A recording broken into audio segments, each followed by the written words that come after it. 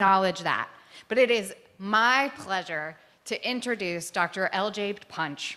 We are so grateful to Dr. Punch for their tremendous service and participation in the Transform 911 effort and around St. Louis and the world, really. Dr. Punch is a renowned trauma surgeon who also serves as the director for the Bullet-Related Injury Clinic in St. Louis. As Dr. Punch describes, they love to heal. Dr. Punch works tirelessly to bridge the gap between the resources inside healthcare and the voices of the people. They initiated a national campaign to bring Stop the Bleed to members of the St. Louis community who are at risk for violence and serious injury. This also includes the creation of The T, a community trauma center which focuses on harm reduction as a mechanism for primary prevention. I'm going to hand it over to you, Dr. Punch. Thank you for being here and for your service to communities.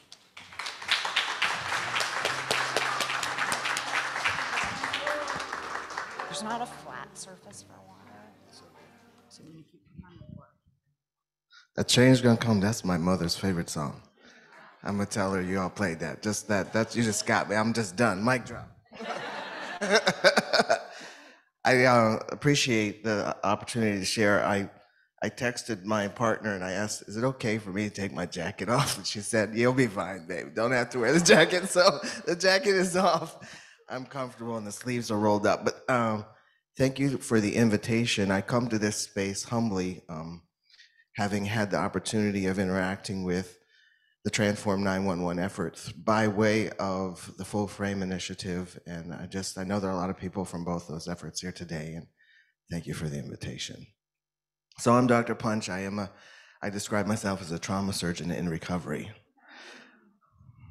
Anybody here in the healthcare fields? Do I have any? Can you raise your hand high if you are a first responder, if you are in the healthcare fields, if you are a social worker, if you are an administrative person inside you can put your hand down if you already answered this. I'm trying to see who's in the room. If you're an administrator inside a nonprofit, if you're a leader inside a nonprofit, you know it's the same thing. So keep your hand raised because you have to do all those roles. Okay, we got a lot of different people in the room. I was invited to this space to talk about bullets and 911. When a bullet enters a body, much of what we've talked about today is both at the forefront and also really, really challenging. Because it's a moment when someone's life is on the line. It's also a moment when potentially that bullet ended up in someone's body with an intention for harm. That means there's potentially danger to other people. And it means we need the best of what we are, but we need that best to come in a way that doesn't create harm. I wonder if you just indulge me for a second with a couple of stories that really demonstrate that truth.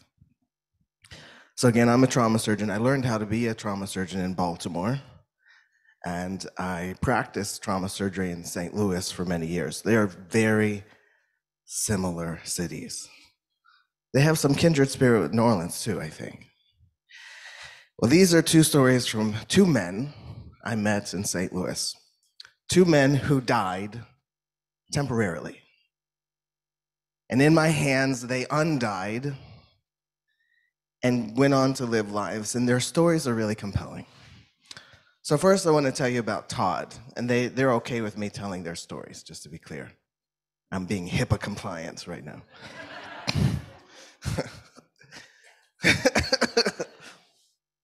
Todd actually wrote a book about this. Todd was in an airplane, a small fixed-wing aircraft in the middle of a flight lesson when they lost control at 17,000 feet. Now, you know 17,000 feet is past the point where you can get your large electronic devices out. I mean, they were high, right? And lost control. Most people don't survive a crash like that. In fact, the person who was in the flight with him died at the scene. But Todd was transferred via an incredibly complex array of emergency responders from a airfield to a trauma center and to a second trauma center, having had a breathing tube put in to save his life, but slowly bleeding to death inside his chest.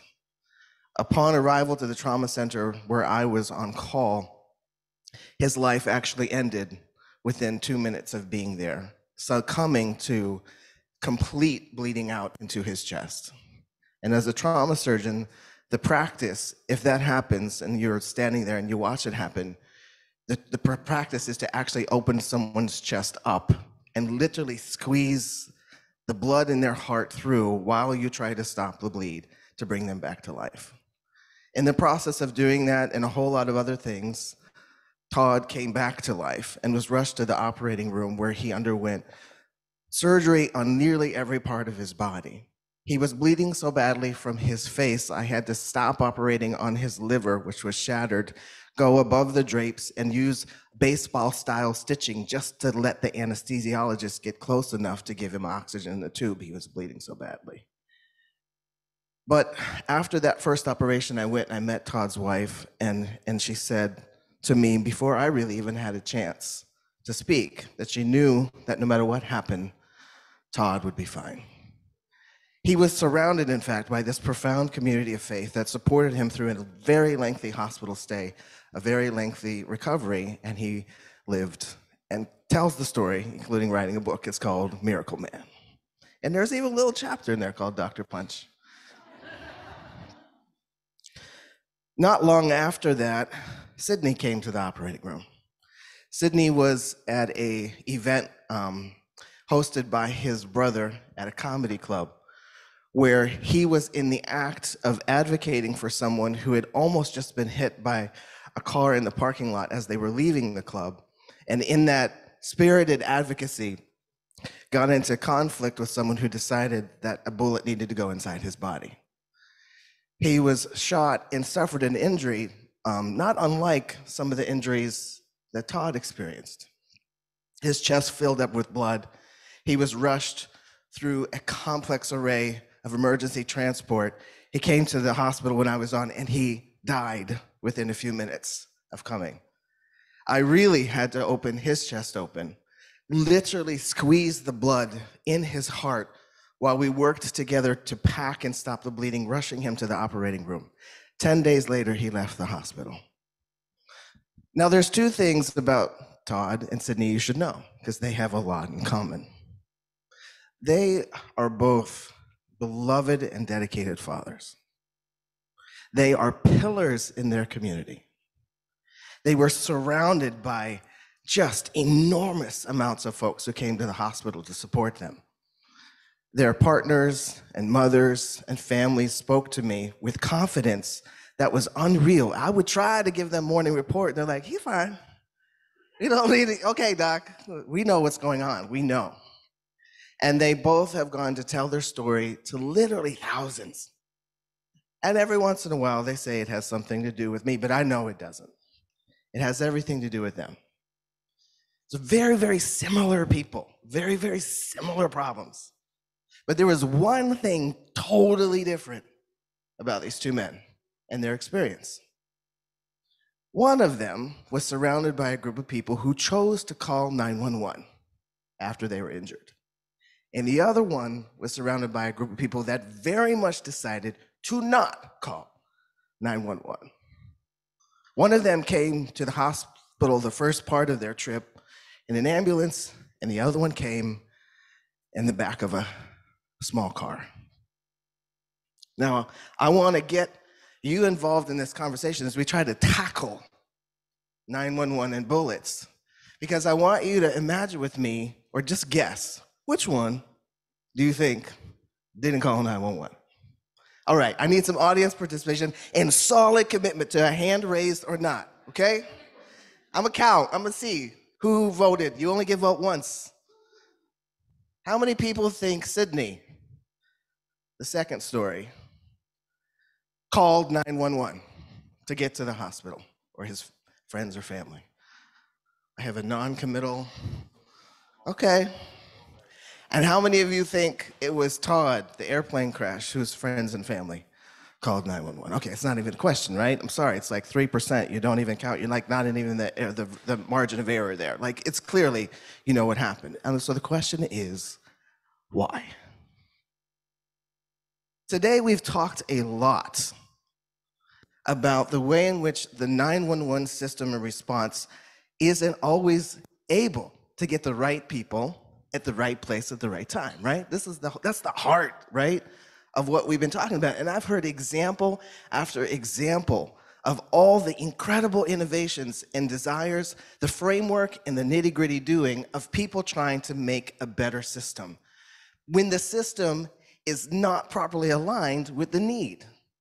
But what do we do, and how are we going to talk about the situation in which a fast, definitive, and safe response is exactly, right, what is needed, because there is both life-threatening bleeding going on and the potential for further trauma and harm? What more could we want in that moment than actual real public safety? So why is it? Help me, okay? You're gonna have to answer. Why is it that 911 is unable, in many circumstances, to be that exact needed thing? I'm gonna just pause here, and I know this is a little awkward. I wanna make sure everyone can hear, but I'd love to hear some ideas. I have an opinion. I'm gonna hold back the punchline. I got dad jokes too. Yeah, I'm gonna hold back the punchline. But I really want to know why. Anybody brave enough to give a comment? Oh, I see microphones. I see a hand here. If we don't use microphones, people online won't be. Okay, so you have to use the microphone so the people on Zoom can hear you. So I see in the orange shirt. Go ahead. Yes. Oh, I don't wait. Check it before you start. Yes. Yes. My name is Devin Barrington Ward, Black Futurist Group in Atlanta, and I will just share an experience that I just had with a friend who is no longer here. He's a Black man that his neighbors called 911. He was living with a mental health crisis. He was working on his plumbing outside of his home, and he locked himself out.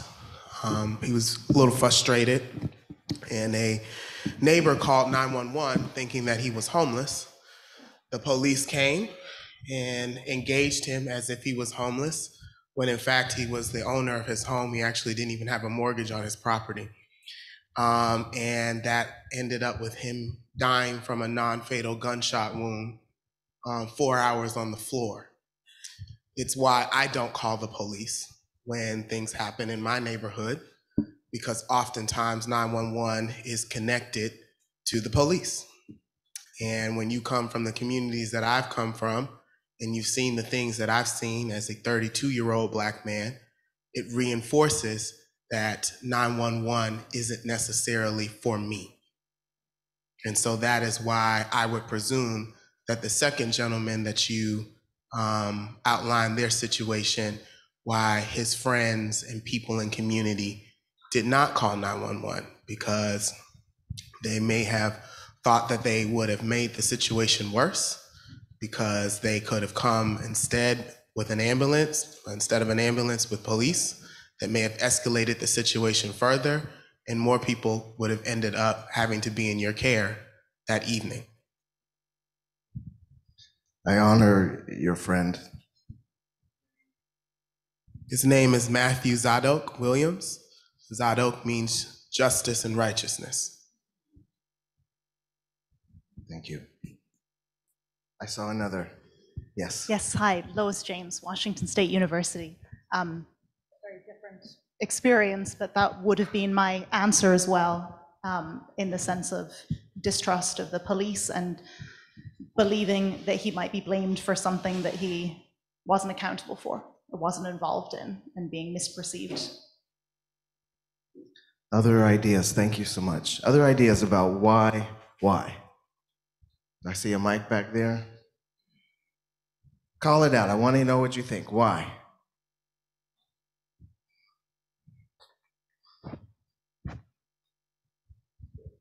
Do we have to go in alphabetical order?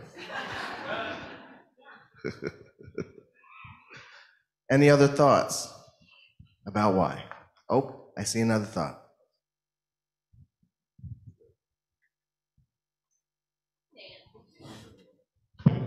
Hello? I gotta stand up? All right. Thank you.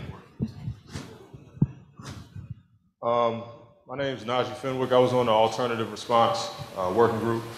And I've been happy to be a part of this work. It all happened, maybe a lot of us weren't intending to find ourselves working on transforming the 911 system until more recently. But I've only called the police, a few times in my life. And every time I called the police, the outcome was not one that I liked. Now granted, the only time I called the police was when the situation was particularly, because I'm not inclined to call the police in the first place. I've had a lot of police encounters, personally. And what I've experienced is that often, and it was talked about earlier, the dehumanization of people, because you can only interact with people a certain kind of way if you've dehumanized them, in your mind. I don't think human beings are capable of mistreating other human beings unless that process of dehumanization has happened somewhere along the way. I think, police should be somewhat like the military, and then you do 4 years, and then maybe you can re-up, and it ain't necessarily up to you. You probably need to be reevaluated before you're allowed to keep going, because I understand that they encounter a lot of traumatic events themselves. And so to keep doing that, you probably have to disassociate yourself from the work that you're doing in some kind of way. And I just say that because, like I said, there's been some instances where, police, they're viewing what they're doing like a game. One time I was arrested. I'm from, Washington, D.C., area, so some of y'all might be familiar with, there's all these different kind of police. One time I got arrested by the Capitol Police. And this was probably over 15 years ago, before as gentrification was going on. And so around the Capitol, there used to be a lot of different projects. But then because of gentrification, they started getting rid of some of the projects. And so I was arrested, I was getting booked. It was something minor. So the cop that I was dealing with at that point, like, he's just talking. He's like, man, I really miss the days when we used to get in the car chases, around, because, the Capitol Police, they would be patrolling, several blocks outside of the Capitol, but some of those blocks outside of the Capitol, it was neighborhoods, it was projects. And so they're, I don't know what business they had to do over there anyway, but they used to engage with the locals in that kind of a way. I one time was at a cookout. A friend of mine, I don't know who called the police, I don't know what but they just kind of like, they ran through, and like with the guns out, dog started barking, they shot the dog, and they're like, it was fun for them. And like I said, the officer I was talking to, it was fun for him. So I think one of the problems is that, police are often doing their job, and, they're either like adrenaline junk, they're like enjoying the process of just, cops and robbers chasing people, shooting their guns, doing dangerous things, high-speed chases, like they're enjoying the whole thing. And so that's often the attitude that they're bringing to an encounter, that they're looking for trouble. They're looking for fun. They're looking for some excitement in their work at the expense of the people who they're dealing with. Appreciate the comments, and I appreciate the energy here. So what if, another comment.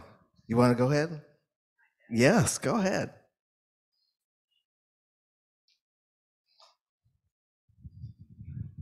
I guess I'm wondering if the folks around him knew what to do, knew how to tie a tourniquet or pack a wound, or there were enough community assets to then, and if you can do that, and there's a car there, maybe you get to the hospital faster. Okay. Now you stole my punchline, Oh, but I'm not going to sorry. be mad at you for it because it's brilliant. Everything we just said is so real. Okay? But I'm going to tell you, real talk, the real reason why they didn't call 911 is because they didn't have time. And they knew the response was going to be so slow that he would bleed to death before 911 got there. So while, yes, all of that context, and I'm going to have another point I'm going to make in a second that's going to bring out some of the points around trust. But real talk, the time to get there and to save his life would not have allowed. So they actually made a conscious decision to pick him up, hold him at 45 degrees, put him in the back of the car, and take him to the closest hospital they could find. And it just so happened the trauma center surgeon was there who could take care of him, stabilize him, and send him down to the big trauma center. So this is actually a thing called scoop and run. There have been a couple of national studies looking at the impact of having anybody act as a first responder when someone's been stabbed or shot, because they're generally going to die from a bleeding-related issue, and bleeding is a time-dependent disease. When someone is bleeding, time is life. But it brings out two really important things I want to talk about when it comes to bullet injuries and a 911 response. That the best 911 response is therefore one that is timely. And the most timely response is often only the person sitting next to you. You are your best help, right? Your friends now. You're going to save your life, right? This is actually the thought process that got in the mind of Dr. Lenworth Jacobs, who is a trauma surgeon from the University of Connecticut at Hartford Hospital, who responded through profound community grief to the horrible tragedy at Sandy Hook Elementary in 2012, bringing together a consensus group, not unlike this one, asking what could be done so less people died in mass shootings. And did they come up with more hospitals, better 911, more ambulances? No. It was to train the public how to act as first responders in the setting of bleeding, the same decision our country had made 60 years before when we decided people should know CPR. Because this is another time-dependent thing in which a mutual aid-based response is actually the necessary first response. As a trauma surgeon, I have never seen someone stand to help and aid someone who was bleeding to death in a way that hastened their death. But I've seen more people than I can imagine die because nobody did anything. And so this is an area where there is no progress in transforming 911 that doesn't come with a complete and total dedication to training, engaging, and helping the public see their own power. I didn't say empower. They have power. I said helping people see their power by making sure they have what they need and the steps that they can take to stop the bleed. And that's what started that movement. That movement galvanized me as a trauma surgeon. I began my work in St. Louis being recruited to Ferguson post-Ferguson.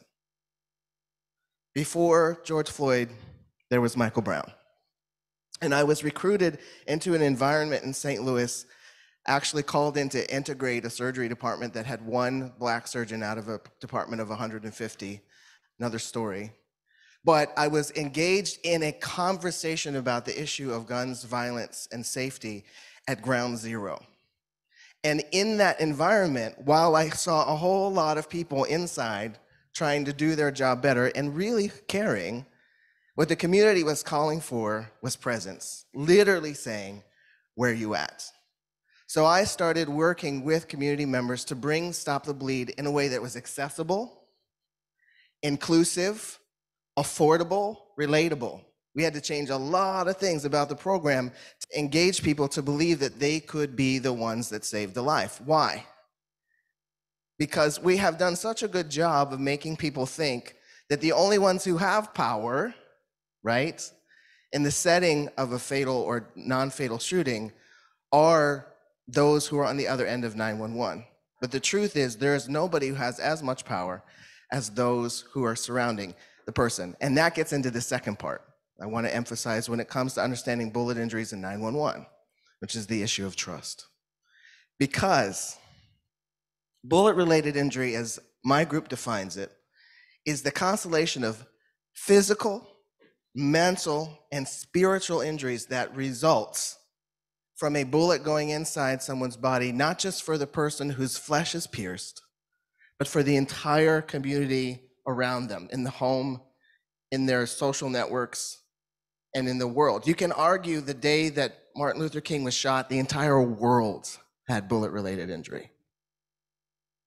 And that injury is most characterized, after 2 decades of taking care of people with this injury and their families, it's most characterized by an inability to trust. And what do I mean by that? I mean, in that moment, everyone around you is trying to end your life, and you no longer have a sense of being safe inside yourself. Your body is no longer your home. It forces a state of dissociation and fear, which is profound. And without deep investment in that holistic healing for the body, for the mind, and for the soul, it creates a chronic disease, which presents in many different ways, one of them being post-traumatic stress disorder. And so if you want to care for someone who has a bullet-related injury, you must do it in a way that does not re-injure that same broken trust. And everything I heard from the comments about why one group didn't call 911 and one group did was that the second group could not fathom not only a safe and quick time response, but in truth, that they could trust it. They couldn't trust it. And here's the thing about that. When you can't trust it, it has no capacity to heal you. And when an entire community can't trust its own healers, it is left with a chronic, enduring disease state, which will be the gunpowder that keeps filing and making sure bullets keep flying. And so what I have been part of and what I'm excited to share just briefly is the concept that we have built in St. Louis from this blood and ash, from this broken trust, from these lives lost that I honor today. And it's called the Bullet-Related Injury Clinic. And it is a clinic that is inside the community, which is based on 4 major principles, which really reflect a lot of what we talked about today. And I want to share this because I want to give you the hope of what it looks like when you as leaders, you as first responders, get your bodies co-located in community, because it's incredible the transformation that can happen then. So this clinic is based on 4 principles. The first one is radical generosity. And the young folks I talk to tell me, Dr. Punch, the cooler way to say that is solidarity first. But it's the idea that I see you. And it begins in the emergency department with a gift to people and their families as they leave the emergency department with having recovered, because 50% of people who are shot are actually discharged from the emergency room. So it's an ambulatory issue, meaning they deal with it mostly on their own. They're given a box called a brick box, and it has everything they need to care for themselves in the first few days. And then we reach out to them, that follow-up. I heard you all several times today talking about what happens next, to bring them into a free community-based clinic and get care that is holistic. The next principle is radical accessibility, because that entrance into that care includes every kind of point of contact you could imagine. And we're trying to expand it more and more and more, whether it's transportation, communication, and accessibility at every level. And most important, it's run by people who themselves have some major experience with and are recovering from trauma. The third principle is you are your own best healer. Again, getting back at the fact that recovery comes from the self and from the family, from the community, not from the prescriptive practices of a top-down healthcare system. I heard somebody refer to that too. And then the last principle is co-location, which is the way in which care is transformed when it's physically present with other kinds of care. And this is one of the forces that has been the most transformative for me in terms of the way that my practice as a trauma surgeon, the person who used to be in charge of whether or not Todd and Sydney lived, has been completely changed because now I serve a group of people, community health workers, EMTs, social workers, chaplains, physical therapists, survivors, and serve their capacity to care for others, providing a baseline of medical care when it's needed, and then providing a safe environment for that care to be delivered holistically. These 4 components are the living, breathing, full frame of what it is to be community responsive and to try to be present in a way that's transformative. And they have been born out of multiple areas of asset that I have found in community and in the work. So I want to do another audience participation here.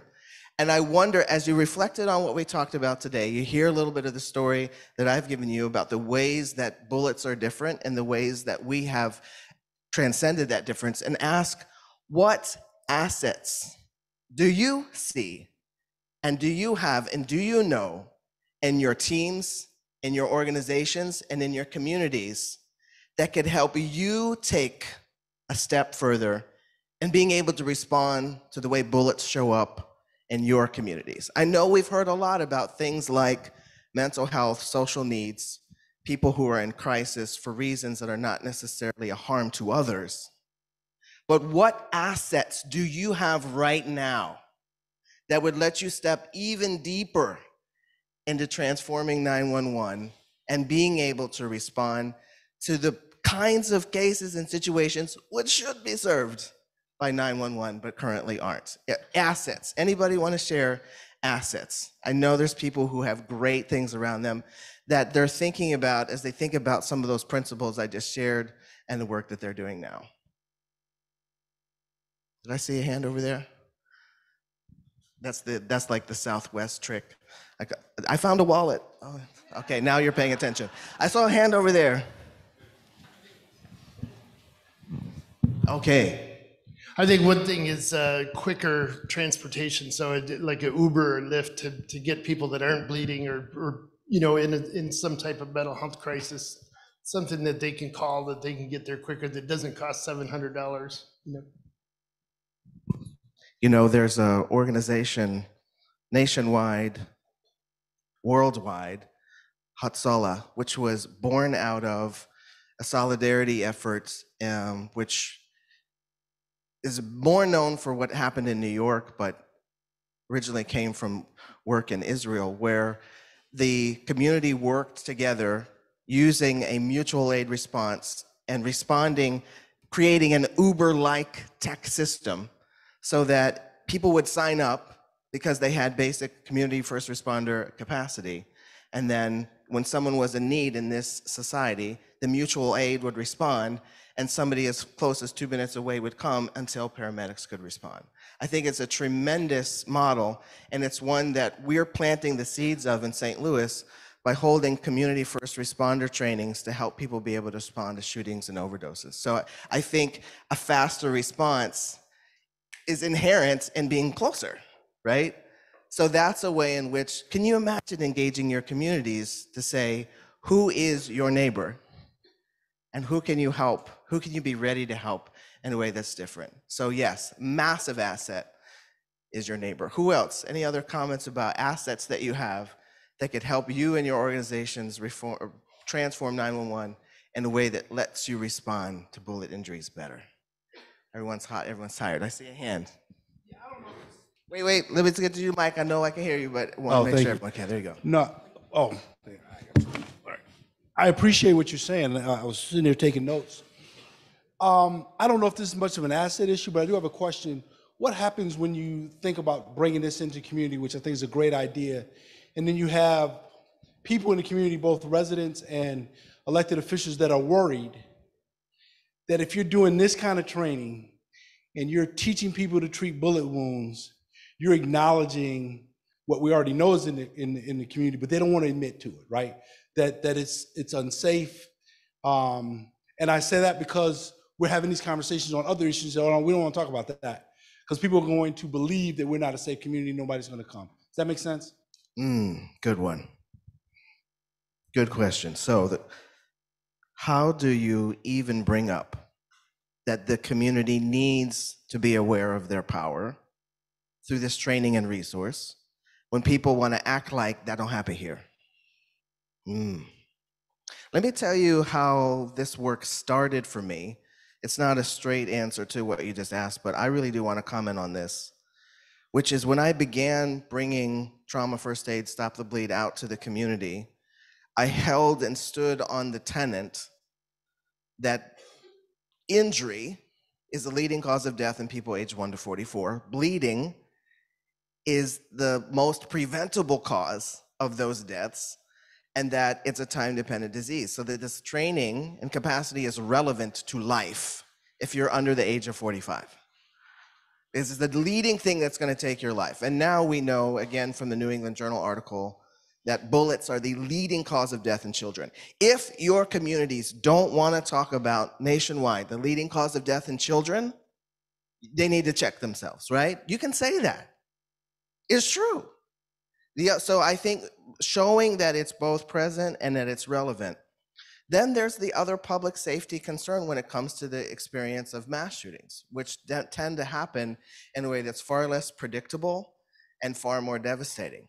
We learned recently that the devastation and the depth of the devastation is unending, with a week that took so many lives, and once again, the lives of children. I think that you can argue that this is a basic skill that is more relevant than CPR for young people, and that gets the conversation going. So that's one neutral way to start. The other thing is, real talk, you know what's right behind it? You know what's right behind bullet injuries and rising costs in youth is overdoses. And being able to reverse an overdose and breathe for someone if they have an opioid-related overdose, which is the number one thing they're going to have, is super important. So I think data, again, the New England Journal article is brilliant, and showing that these skill sets are relevant to other types of events. And then I think the last thing is harm reduction as a model is primary prevention. Meaning, and somebody said this earlier, I think Moki said it, that when you can respond to these devastating events, you actually change the consciousness in the community about the power those events have, and actually in some ways drive their prevention ultimately. But you have to have the long view for that.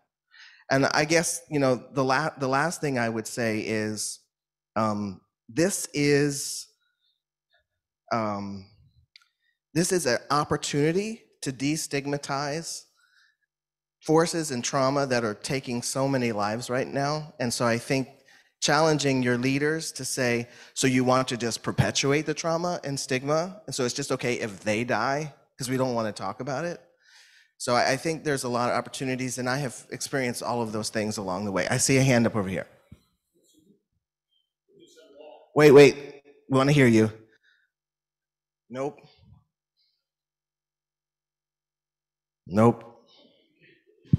There you go. All right. All right. So you just said the magic words, right? Be proactive instead of reactive. Harm reduction, whether it's an overdose or a gunshot wound. We know folks that are going to be affected. If we get the right people out there with the right measure and the right response, we can actually prevent this before it happens. So Transform 911 is also about not waiting for the call to come in, but getting the right boots on the ground that can deal with the problem. And those right boots from an ex-cop aren't always the cops. It's about getting the right folks in the community, getting them the resources and letting them do their job, and us stepping back and that happening. And that will save lives, both for overdoses and for gunshot victims. I see a hand. Yeah, yes. Sure. Portia Reddick White with the NAACP. So I'd like to respond back to you, Sheriff, in your comment.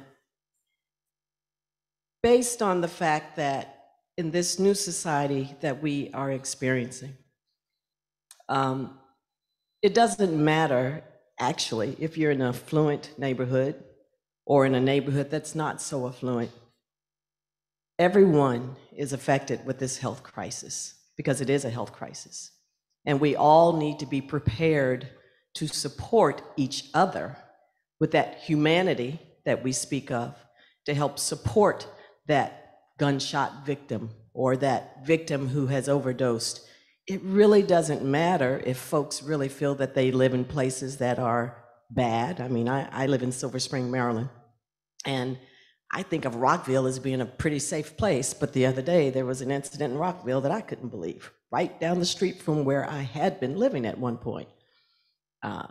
In the Wheaton neighborhood, you see other things happening and you go, okay, that's Wheaton, which is not necessarily right either. And then when you see things happening in Bethesda, and those who are in this area would know these different areas are different perspectives of influence. There's a need no matter where you are because humanity is going to continually move. So I would say that there's not a differential really in us all learning these very basic principles. So thank you. You know, it's interesting that sense. The first class I ever taught, March 2018, it came with this big certificate, and we shrunk it down to a card so people could put it in their wallet. And we were passing out the cards at the end of the class. And I thought it would be cool if we went and taught the first class we taught at the community organization we were trying to reach, who was doing gun violence de-escalation at the time.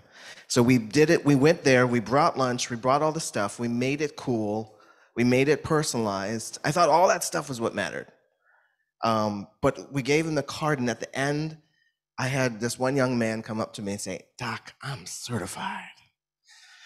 And after that, like I always said it that way at the end of the class, "You are certified." Like it made it like a thing. People get pumped because suddenly I had conferred the power which had been relegated to people in uniform and in a white coat to somebody to carry in their pocket. And that was it. And I think giving people the opportunity to not just be a perpetrator or a victim, but to be a helper is calling all of us to vibrate higher. And I actually think, especially when I do this with youth, that opportunity to become a helper is in and of itself a preventative act. Yes. Oh, I can't hear you. Can you hear me now? Yeah. Sally Lawrence, Sarasota, Florida. I oversee a 911 system and all the technology. And what you had asked was, what assets do we have? Yes. And a lot of times we do have assets. And one that came to mind immediately was there is a system out there called, it's crowdsourcing. It's called PulsePoint. And with PulsePoint, they identify where AEDs are, because that was previously the most harmful health crisis that the United States was willing to admit that we had. Right. So there would be an asset, and I found out yesterday that New Orleans is actually using that for Narcan. Nice. So why couldn't we just expand it, and especially in areas that we know that we could probably save people, and include a kit, a bleeding kit with the AED, with the Narcan. So that's an asset that we may, as a community, be able to leverage and say, hey, we want this out of PulsePoint. And there's other, I mean, that's the one that we use. There are others out there that have the same crowdsourcing where they register and it shows up. We have it show up on a map in our 911 system. So if there's a call, we can tell you exactly where an AED is. That's amazing. That's amazing. What do you think, Tyler? Can I put some tourniquets with your Narcan? I mean, Tyrell. I'm sorry, Tyrell.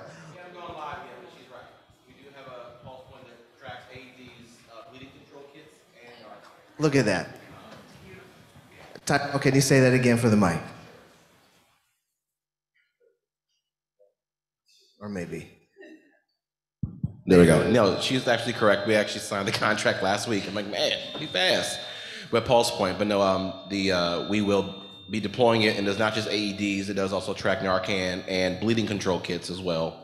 And so she's correct. When you call 911, the call taker will have instant access to where the public and the private registered assets are, but it also will send an alert to anyone in the area that is CPR trained to respond to give hands on chest. and expanding that, do you have to be CPR trained, or can you take an hour-long class to know how to hit a chest, give a rescue breath, do Narcan, and put a tourniquet? That's what we're doing in St. Louis. I don't know why this isn't mandatory in high school. Shouldn't be able to graduate without it. That would change everything. I saw a hand here, and I see mics. 1, 2, I better stop talking. Who was next? Anybody know? Help me, Rebecca. Okay. And then you're gonna go, and then you're gonna go. There you go. I'm making sure Tyrell pointed at me. Was it Post Point? Oh, yes. So we have Post Point. We have so much going on. Yes, so we have Post Point also in D.C. We don't use it for the Narcan, though. I know that our law enforcement, Metropolitan Police Department, they actually carry it in their vehicles for responses. But Post Point has actually, in any other jurisdiction that haven't got it, I don't like to throw out vendor plugs, but it is very used in the district. And those individuals actually respond when they get the alert saying that someone is having a heart attack or anything like that. And just for those of you guys, I know in governments you want to be careful with private property versus public property. You can decide on that. So we don't send the alert if it's on private property. So no one's coming to knock on your door at your house if your husband's having a heart attack. It's only if you're on public property. Thank you so much. Yep. All right. You want to go? Do you have a mic? Yes. Make sure it works. I wanted to just speak a little bit to assets because it was a hard question for a minute there. And I think I came to understand the ways that my community, queer and trans people, have so much distrust of not only police, but also of the medical systems. We've been really hurt by doctors. And I think what we have in our favor as we create systems outside of these and peer support systems and mutual aid systems is that desire to learn, that desire to actually know what you want to teach us, and that desire to do this for ourselves. So thank you. Yes. And I was just going to speak from a 911 perspective. I think one of the assets that we have that we probably don't tap into is education and allowing people to understand that 911 is not just about the response of the ambulance. It's about the pre-arrival instructions that come along with it. And that doesn't resonate to the community. They think that if I can get to the hospital in 10 minutes, then I'll just drive to the hospital. But in those 10 minutes, there are life-saving things that you could have done that we could have provided you those instructions to prepare that person to be transported. Are you suggesting call 911 and scoop and run? Because you had me at hello. Wow. That's beautiful. Really? You would do that? You would literally help somebody who was in their own car? I'm not saying you should stay, okay, let me not get in trouble, but you would actually stay on the phone with them while they're in the car? Yes. See this? Yeah, we definitely would, and we've done it. I'm trying to strum up some excitement. Were there any other comments? I see you in the back. Yeah, just the idea of. Yes, it is. It is. All right. There we go. Recognizing assets and realizing that somebody you know is shot, you are 8 to 9 times more likely to be shot yourself. So identifying those networks in which people are already involved in violence or know people who are involved in violence and prioritizing training there. Excellent.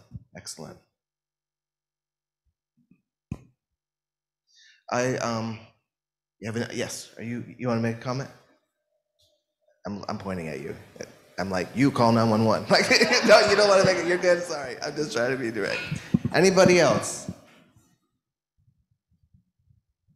Well, the last thing I want to just touch on is the way that working with people who have bullet injuries has been transformative for me as part of the sort of very close to the first response as a trauma surgeon. I'm not kidding when I say I'm a trauma surgeon in recovery, because the work, not just the work, the hard work, everybody works hard, but the way I moved my body through that system of care and experienced the secondary trauma, the tertiary trauma of watching a system literally digest patients, just the vitriol that I saw them have to go through.